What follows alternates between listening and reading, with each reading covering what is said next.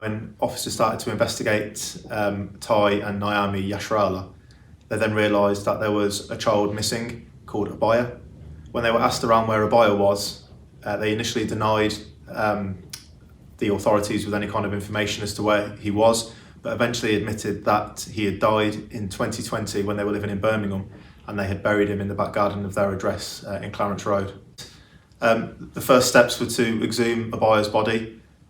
So a warrant was obtained to the Clarence Road address, where we painstakingly removed his body from the back garden. Because he'd been there for over 2 years, there was very few remains left. It was basically skeletonized remains, which meant that it wasn't possible under a forensic post-mortem to establish a cause of death.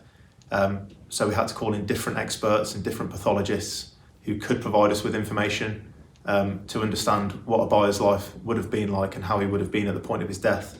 What they were able to tell me was that at the point of his death, he was incredibly small for his age. He was extremely malnourished, and his bones were incredibly weak, to the point that he had 6 bone fractures at different points across his body, and those fractures would have occurred about 6 weeks before his death. In addition to that, he had incredibly poor oral health, and his teeth would have had abscesses.